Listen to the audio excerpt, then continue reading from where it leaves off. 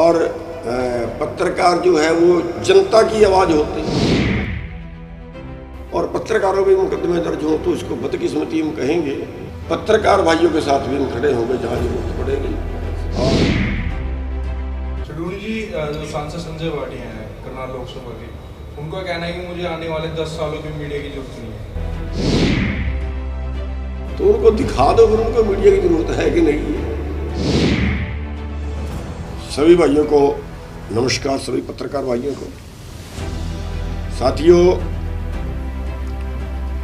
आज जो देश के हालात हैं उन पे हम थोड़ी सी चर्चा करनी चाहेंगे। अभी मैं आज खबर पढ़ रहा था कि देश में 9 लोग ऐसे हो गए हैं, 9 लोगों के पास देश की 50% आबादी के बराबर संपत्ति है। यानी एक के पास इतनी आमदन है कि कोई सीमा नहीं है। 2014 के राष्ट्रीय नमूना सर्वेक्षण की जो रिपोर्ट है हर 10 साल बाद आती है, 2024 में भी आएगी। तो 2014 की जो है उसके बाद तो हालत और खराब हो गए। वो बता रहे हैं कि हमारे देश में 20 करोड़ लोग ऐसे हो गए जो 2 टाइम की रोटी नहीं खा सकते। तो इस देश को बचाने का सवाल है, इस देश को बचाएगा कौन? अगर हम आंदोलन करते हैं तो वैध मुकदमे तो लगा दें, कोई बात नहीं, अवैध भी लगाते हैं आंदोलनकारियों के ऊपर। और अब तो यहाँ तक है कि जैसे लखीमपुर में हुआ, गृह रक्षा मंत्री है, ड्यूटी बचाना है, लेकिन आंदोलनकारियों को कुचल दिया गाड़ियों से कुचलने के बाद कोई मुकदमा दर्ज नहीं है मंत्री के ऊपर। 120 भी लगती है। पहले भाषण में बोल रहा है, सारा कुछ आवाज़ कह रहा है मेरे को, मैं मंत्री से पहले ही बहुत कुछ था, लेकिन कुछ भी नहीं। उल्टा मुकदमे किसानों के ऊपर दर्ज हैं, वो अंदर है। यानी करें तो क्या करें? आंदोलन करें तो ये हाल है। और दूसरी बात, अगर सत्ता परिवर्तन करें तो सत्ता तो पैसे वालों की है, पैसे से सत्ता और सत्ता से फिर पैसा। अब इस व्यवस्था परिवर्तन की लड़ाई है और इसमें मैं सारे देशवासियों को कहना चाहूँगा कि तबाही हमारे सामने। जितनी प्राकृतिक संपत्ति है वो सारी, उसमें देश के हर नागरिक का बराबर हिस्सा होता है। अब देश की ये संपत्ति लुटी जा रही है। जैसे कोयला है, रेता बजरी है, गैस है, तेल है। आप देख रहे हैं कि इस पे डाका मच रहा है। पंजाब की पीछे हम इलेक्शन में थे, पंजाब में रिपोर्ट ये थी कि जो खनन है उससे 400 करोड़ सरकार को आता है और 20,000 करोड़ उससे गिरोहों को जाता है। और यही हालत हरियाणा की, यही हालत पूरे देश की है। यही हालत आप कोयले की देख लीजिए, अडानी के हवाले कर दिया और आज हम भुगत रहे हैं। बाहर से मंगा रहे हैं 17,000 रुपये टन, भारत के रेट से 10 गुना। और इतना उसमें घोटाला है। हरियाणा के जो थर्मल हैं वो बंद करवा दिए अडानी से बिजली खरीदने के लिए, अडानी को फ़ायदा पहुंचाने के लिए। और आज अडानी ने इनकार कर दिया कि भाई कोयला महंगा, मेरे को तो नहीं पड़ता, खाती एग्रीमेंट 25 साल का है। आप देख रहे हैं 1 रुपया किल्ला जमीन उन लोगों को दे दी जाती है जिनको पहले नहीं पता कितना पैसा उनके पास है। आप कोरोना काल का उदाहरण लें, 97% लोगों की आमदन कम हुई है और 3% लोगों की आमदन बढ़ी है। अगर आप अंबानी की बात करें, 90 करोड़ प्रति घंटे की आमदन बढ़ी है, 90 करोड़ प्रति घंटा उनकी आमदन हुई है। यानी एक दिन की कमाई में 10,000 एकड़ हरियाणा पंजाब में मोल ले सकते हैं। तो मैं सभी देशवासियों से ये कहूँगा कि जितने हमारे शोषित लोग हैं उन सबको एक मंच पे आना पड़ेगा इस देश को बचाने के लिए, देश के नागरिकों को बचाने के लिए। अभी मैं जो आंकड़ा आपके सामने दे के हटा हूँ कि 9 लोग एक तरफ और देश की 50% आबादी एक तरफ। बदकिस्मती इसको कह सकते हैं। और हालत हमारे देश की ये है कि अगर कोई बीमार हो जाए और वो भी इलाज भी अब कंपनियों ने हॉस्पिटल खोल दिए, और उसमें एक और डाका, कई कई लाख रुपए का इलाज 1-1 लाख 1-1 रात का बना देते हैं। मेरी सिस्टर बीमार हुई, हमने इलाज कराया मोहाली से, और जो वहाँ पे लास्ट में उसका पर्चा बनवाया और उसका एस्टीमेट बनवाया कि ये दवाइयाँ कितने की आएंगी, तो वो बना 26,500 का। तो वो दवाई वहाँ से नहीं ली, हाई कोर्ट से में कमिश्नर वहाँ से ली, वो दवाई आई 5,000 रुपये की। भाई कैसे कोई इलाज कराए? एक आदमी के पास कुछ नहीं है, उसकी सारी प्रॉपर्टी बेचे तो उसके पास 2 लाख की नहीं है, तो वो 20 लाख का इलाज कराए जी, कैसे कराएगा? मर रहे हैं। तो ये सब की समस्या है। आगे बाजार वाले हैं, अभी ऑनलाइन बिजनेस शुरू हो गया, अभी आप बाजार में देखो रौनक कम होगी, और 2024 तक युद्ध मतलब 100 की स्पीड से ये बिजनेस बढ़ेगा, तो ग्राहक बाजार में रहेगा नहीं। छोटी दुकान वाले तो उनको मॉल खा के मॉल कंपनियों के आगे। सब धंधे जो है वो चंद लोग हड़प रहे हैं, सारा जो कारोबार है वो चंद लोग हड़प रहे हैं, और सरकार की तरफ से जो सुविधा आम जनमानस को होनी चाहिए वो है नहीं। यानी मैं कि इंसानियत के नाते बात कर रहा हूँ। मेरा मैटर तो हालांकि किसान यूनियन है, मेरा मैटर तो किसानों से है, लेकिन मैं इंसानियत की बात इसलिए कर रहा हूँ कि इंसानियत धर्म को जगाने की ज़रूरत है, और सबको इस इंसानों को बचाने के लिए लड़ने की ज़रूरत है। तो मैं देश के हर वर्ग से, हर नागरिक से ये अपील करूँगा कि हमें इन नीतियों के खिलाफ एक मंच पे आना पड़ेगा, लड़ना पड़ेगा, एक मंच पे इनके लिए आना पड़ेगा। Thank you. हाँ, एक हरियाणा में जो है विशेष तौर पे जो हमारा किसान यूनियन का जो मैटर है, इसमें हम 2 तारीख को सभी जिला हेडक्वार्टरों पे ज्ञापन दे रहे हैं, और उसमें हमारी 4 मांगे हैं। एक मांग ये है कि हरियाणा में 25 तारीख को बहुत भारी आगजनी हुई है, जिसमें शाहबाद की भी 2 बच्चियां आग में झुलस के मर गई हैं, बहुत सी झुग्गी झोपड़ियाँ जल गई हैं, बहुत से पशु जल गए हैं, भेड़ें जल गई हैं, सामान जल गया है, गुहारे जल गए हैं, तूड़ी जल गई है, कूप जल गए हैं, बहुत भारी नुकसान हुआ। तो सरकार से मांग है कि उसकी भरपाई करे, जिसका जितना नुकसान हुआ उसको दे, और तुरंत दे। ये नहीं कि अब का 6 महीने बाद दे, तुरंत उसका सर्वे करवाए, तुरंत उनको राहत दे। और दूसरी मांग है कि इस बार फसल की निकासी बहुत कम रही है। इस बार वर्ल्ड मार्केट में जो गेहूं का भाव है अभी 250 रुपये है, तो भारत सरकार जो है वो 500 रुपये बोनस दे। यहाँ का जो MSP है वो लागत मूल्य से भी कम है, लागत से भी कम है हरियाणा सरकार का, ये आंकड़ा बता रहा है एग्रीकल्चर विभाग का। और तीसरी हमारी मांग है कि जो बीमा किया है फसलों का, उस बीमे के तहत अगर एवरेज से कम फसल निकलती है उनकी क्रॉप कटिंग में, तो उनको क्लेम देना होता है। मान लिया 20 क्विंटल की एवरेज गेहूं की निकलनी चाहिए थी, और उन्होंने 4 जगह से सैंपल लेके क्रॉप कटिंग की, और उसमें सैंपल में 15 क्विंटल की एवरेज आई, तो 5 क्विंटल के पैसे पर एकड़ के हिसाब से कंपनी को देने हैं। वो दे, अभी तक उसकी कोई बात चली नहीं है, और अभी हमें ये नहीं पता उस क्रॉप कटिंग का रिजल्ट क्या आया है। अगर हम उसको महीने बाद देखेंगे तो वो तो बात मिट जाएगी। तो उसमें हमारी ये मांग है कि तो वो क्रॉप कटिंग की जो रिपोर्ट है वो ओपन करें, सभी को पता हो कि मेरे गांव की एवरेज क्या आई, वो ओपन करें, और वो जो मुआवजा है, वो जो भरपाई है, वो तुरंत उसकी करें बीमा कंपनी। और चौथी मांग जो है वो ये है कि बिजली के कनेक्शन, पहली बात तो बहुत स्लो स्पीड से दे रहे हैं, बहुत कम दे रहे हैं। ये सारे के सारे जितने अप्लाई किए उन्हें तुरंत देने चाहिए। और इसमें शर्तें 3 स्टार मोटर की लगा दी है, इसमें जो है वो फुहारे की लगा दी है, इसमें पाइपलाइन की लगा दी है, बहुत सी शर्तें उसमें और थोप दी है। तो ये सारी शर्तें जो हैं वो हटाई जाएं, क्योंकि हमारे पास तो पुरानी मोटरें हैं, एक इलाके में 15 की मोटर काम कर रही है, दूसरे इलाके में 20 की कर रही है, उस 20 वाले को वो बदलनी है, वो 25 की करनी है, वो वहाँ दूसरी तरफ चल जाएगी।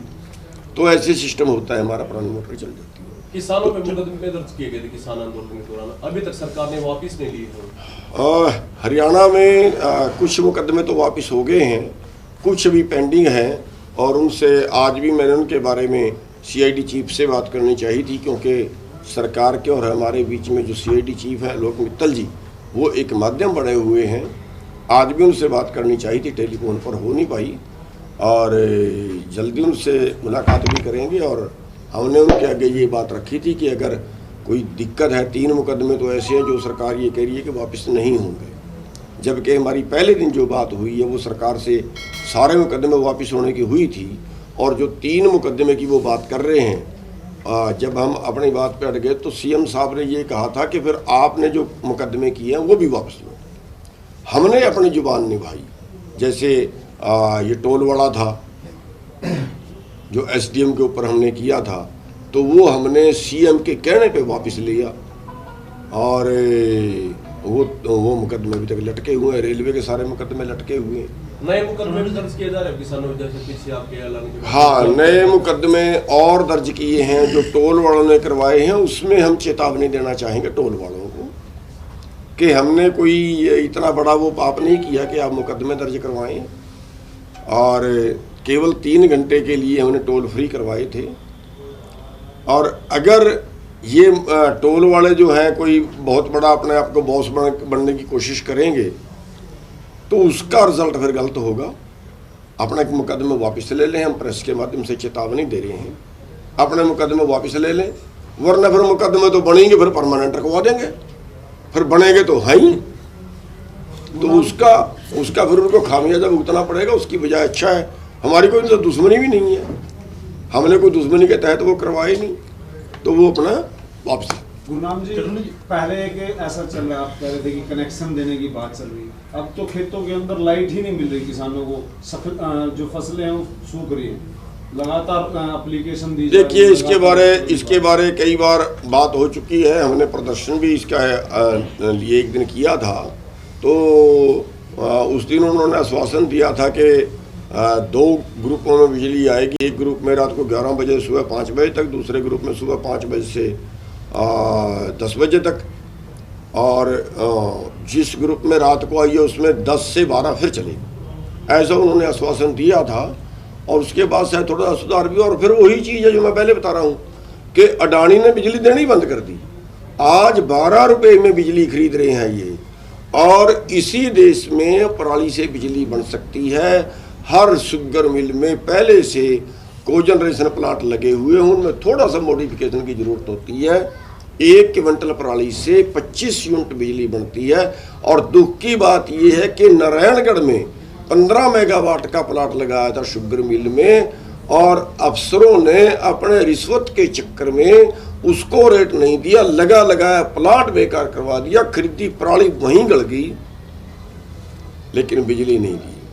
हरियाणा में भी चुनाव लड़ेगी अब की बार आपकी पार्टी?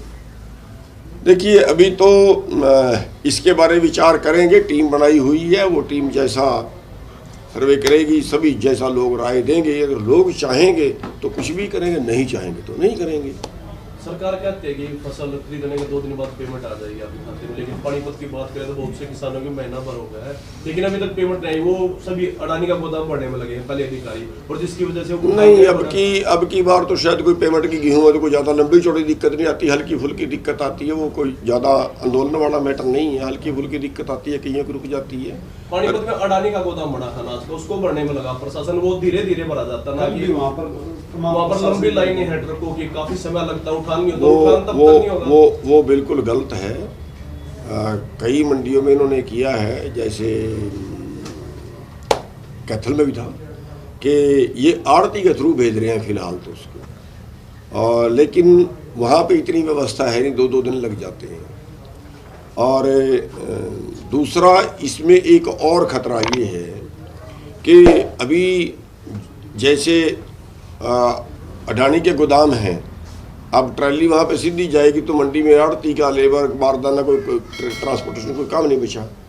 और अभी मैं पश्चिमी बंगाल में गया था वहाँ पे अडानी सेलर लगा रहा है, और जैसे यहाँ पे सीधा धान सीधे गेहूं जा रही है गोदाम में, ऐसे सीधी धान उस सेलर में जाएगी। कारों के ऊपर ही मुकदमे दर्ज होते हैं, हालांकि पीछे पानीपत में भी एक हमारे साथी के ऊपर मुकदमा दर्ज हुआ, हालांकि वो खारिज हो गया, उसको लेकर देखिए, हम इसको अपने देश की बदकिस्मती कहेंगे कि जिसको आज़ादी का चौथा स्तंभ कहा जाता है, और पत्रकार जो है वो जनता की आवाज़ होते हैं, अपनी आवाज़ नहीं होते, जनता की आवाज़ होते हैं, या कहाँ क्या चल रहा है उसको सामने करते हैं और ज्ञान बढ़ाते हैं दुनिया का।